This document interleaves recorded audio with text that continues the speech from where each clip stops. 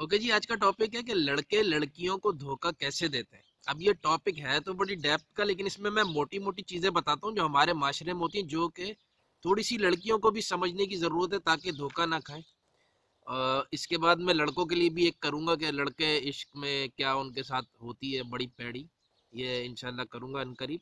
तो आज इस पे बात कर लेते हैं। तो पहले तो एक चीज होती है जो कि इंसान की अपनी है कि भाई आ बैल मुझे मार वाली कुछ क्वालिटीज होती हैं। उसमें इंसान के उसकी खसूसियात हैं, वही उसके लिए प्रॉब्लम बनती हैं। उसमें तीन चीजें हैं: अच्छा लगने का शौक, चाहे जाने का शौक, और अपनी तारीफ सुनना। ये हर किसी को पसंद है। अच्छा लगना, चाह जाना और अपनी तारीफ, ये हर किसी को पसंद है। तो लड़कों का एक अटैक पहला इस तरफ से आता है कि वो इस तरह से आपको काबू करेंगे। अब सेकंड, दरिया को कूजे में बंद करने वाली एक दो चीजें जो है वो ये है कि लड़कियां लड़कों में क्या देखती हैं। तो लड़कियों के दो मोड होते हैं, उनमें से किसी एक पे वो लड़के को वो कर रही होती हैं, या मर्द को कह लें। नंबर वन, उनका एक प्रोटेक्शन मोड होता है, यानी कि उन्हें सिक्योरिटी चाहिए। उसके लिए वो मर्द में देखती हैं शिकार करने की खसूसियात।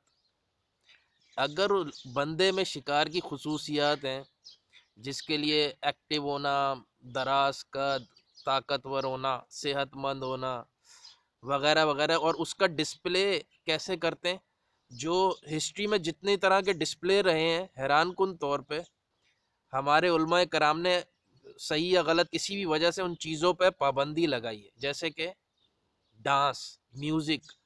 बहुत सारे जानवर परिंदे अब जंगलों में जब नेशनल ज्योग्राफिक देखेंगे तो डांस के ज़रिए अपने पार्टनर को मुतवज्जा करते हैं, अपने रंग चेंज करके मुतवज्जा करते हैं, कुछ गाना गा के मुतवज्जा करते हैं। तो ये म्यूजिक, ये वो, इस तरह सब चीज़ों पे पाबंदी लगाई है ताकि कोई उड़ी ना फांस सके।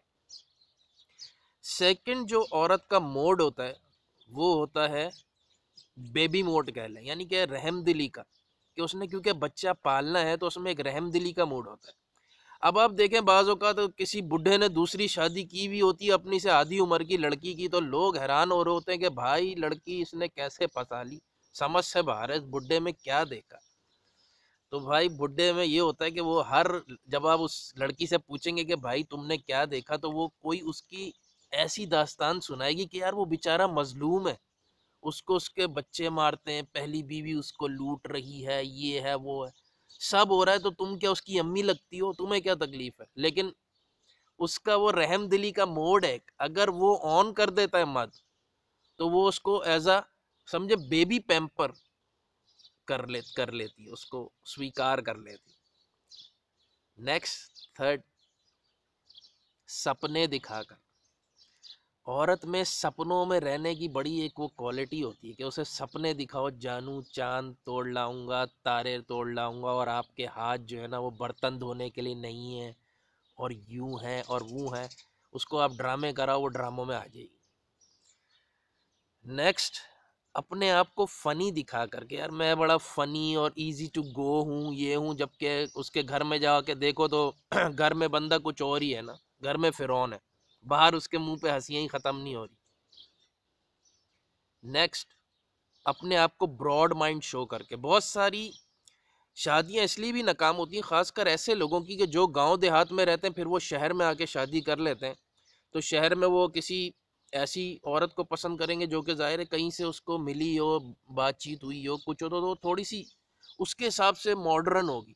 अब वो उसको शादी करके तो बोलते, यानी कि एक आज़ाद पंछी को आप लेकर आते हो, बोलते हो यार पिंजरे में कैद हो जाओ, तो वो कैसे होगी। इसलिए बहुत सारी शादियां नाकाम होती हैं। आप अपने आप को ब्रॉड माइंड दिखाते हो।